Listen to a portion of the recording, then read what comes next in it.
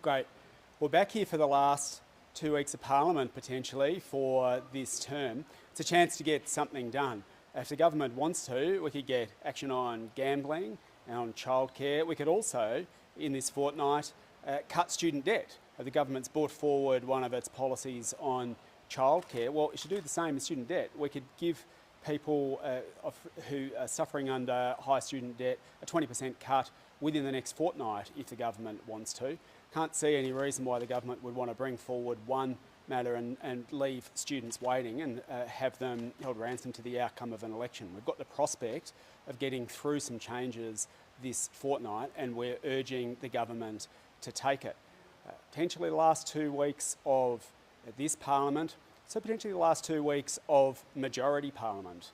We are heading towards a minority Parliament. That's what the commentators are saying. That is the likely outcome, according to all the pundits. And the Greens are making our position crystal clear.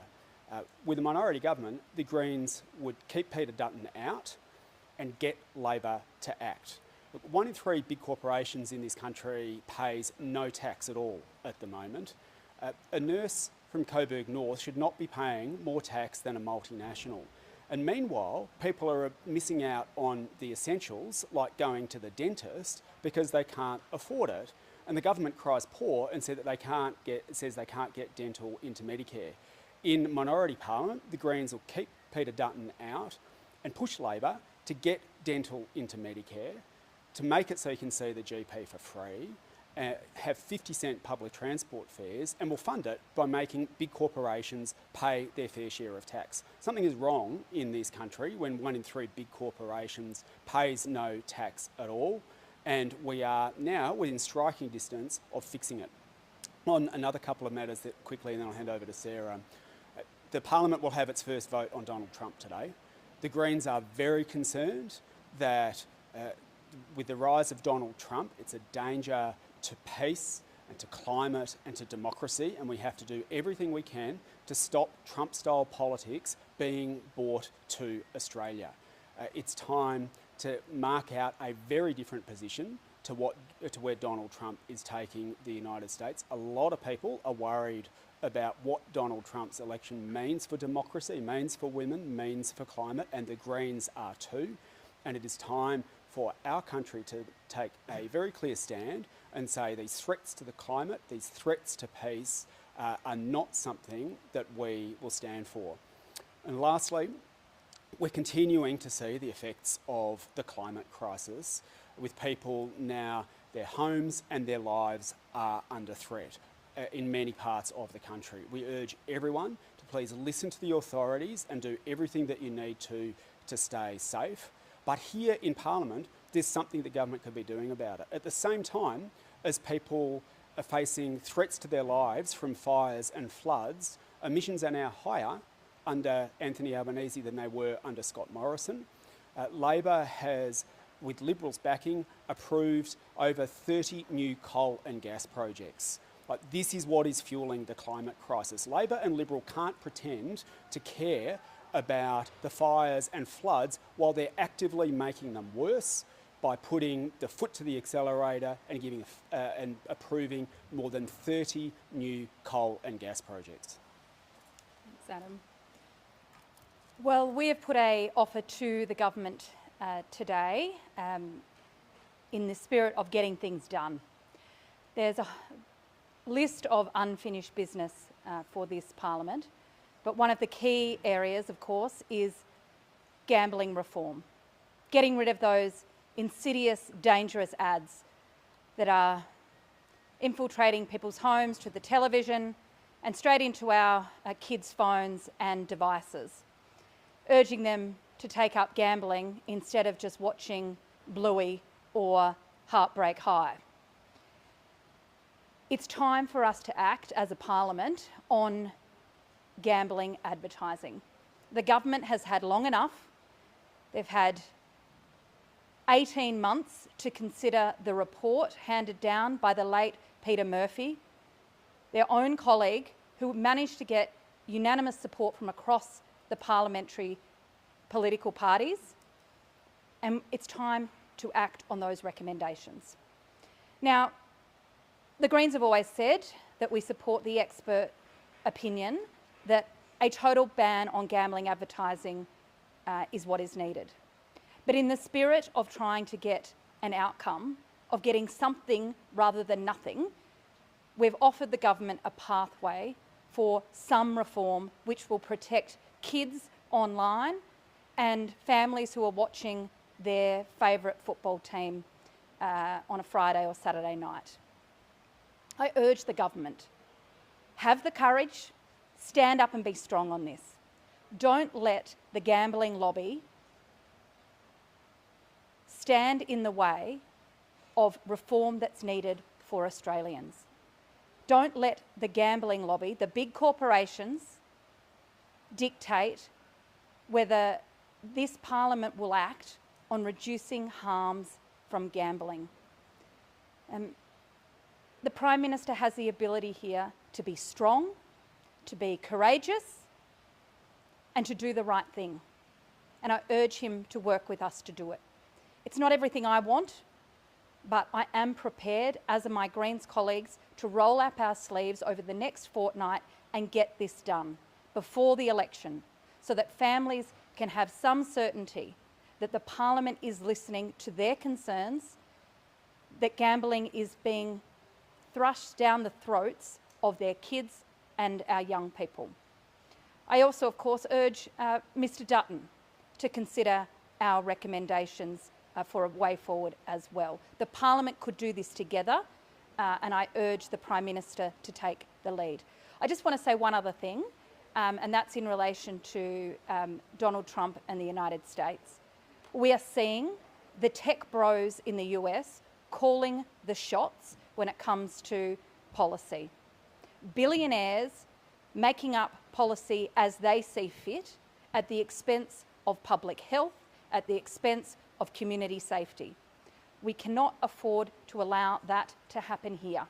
And I urge the government, don't go weak in the face of Elon Musk, Donald Trump and Mark Zuckerberg.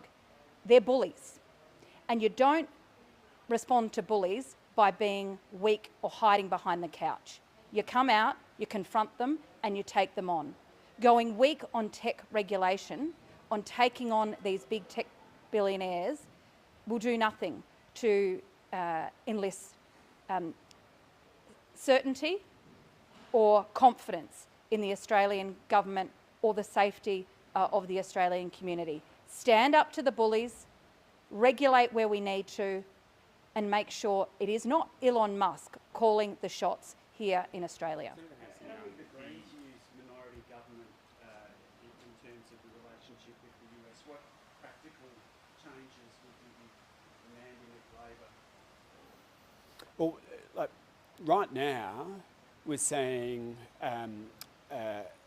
Donald Trump's election have ripple effects right across the world, and we're seeing billionaires have outsized influence on politics. Here in Australia, we need to chart our own course based on what is best for the Australian people.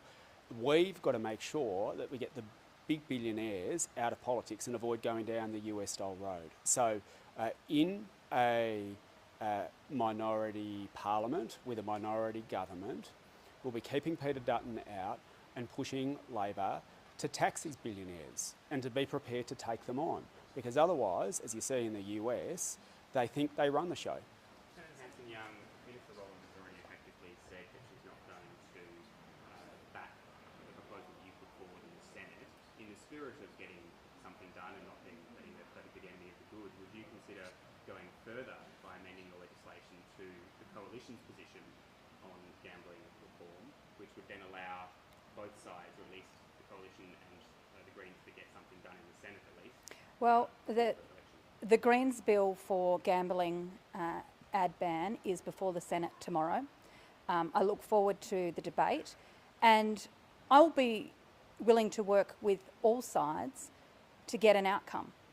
And this is about delivering reform that the experts have said we need, the community wants, and that mums and dads are pleading for. I don't really give two hoots about whether Peter Dutton likes the idea or not. The experts say this needs to happen. The Prime Minister should take the lead. Stand up, back it in, work across the chamber for reforms that go some way to dealing with this. Don't let the perfect be the enemy of the good here. Work with us to get something done. And I welcome, of course, anybody else, whether that is the opposition or other crossbenchers, to work with us to deliver the reforms the community is crying out for. We're doing this because we know this is most likely the last 2 sitting weeks of this parliament, and Australian families were promised gambling reform. It is the unfinished business of this parliament. Let's get it done. Senator HANSON-YOUNG, given the uncertainty around Trump's tariff agenda, do you hold a view that maybe the government is being, to quote you, weak on the tech bros to try and keep the Trump administration on its side?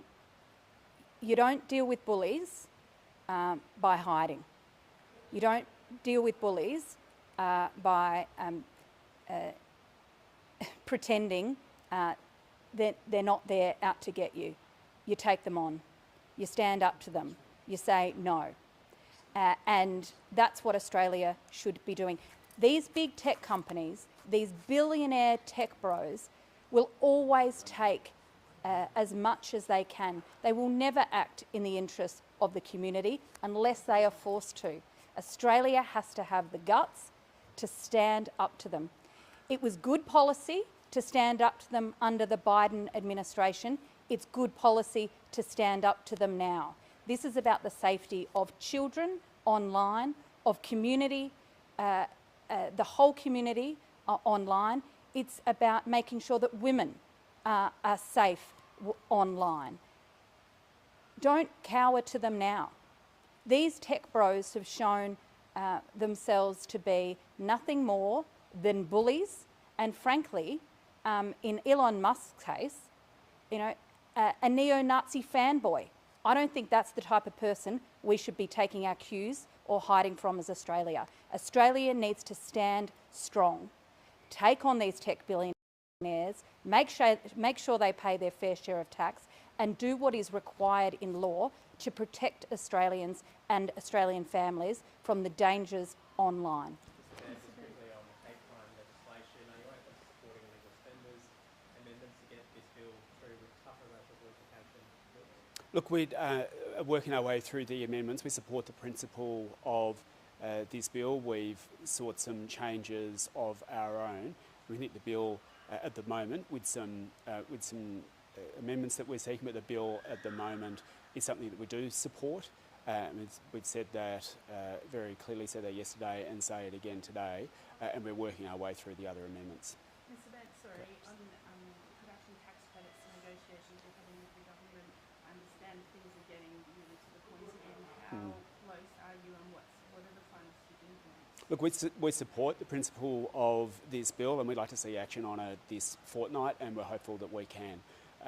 The Greens are supporters of the critical minerals industry, and we know that in many parts of this country, the best job for a coal miner is another mining job. Obviously different in Western Australia, obviously aware of what's going on in Western Australia, different to Queensland, obviously, but it would be the Greens support the growth of the critical minerals industry in Western Australia, Queensland and other parts of the country. We've taken policies to the election now, including the last election, that would support the sustainable growth of that sector. So we support the principles of the bill. We want to make sure it does what it says on the tin and is going to deliver, and does provide support in the way that is needed. So we're having discussions with the government about that. But look, our approach is we'd like to see action, and we'd like to see support for that sector. Thanks. Thanks, guys. Thank you. Question time. Yes. Question time. Good luck. Great work for you guys.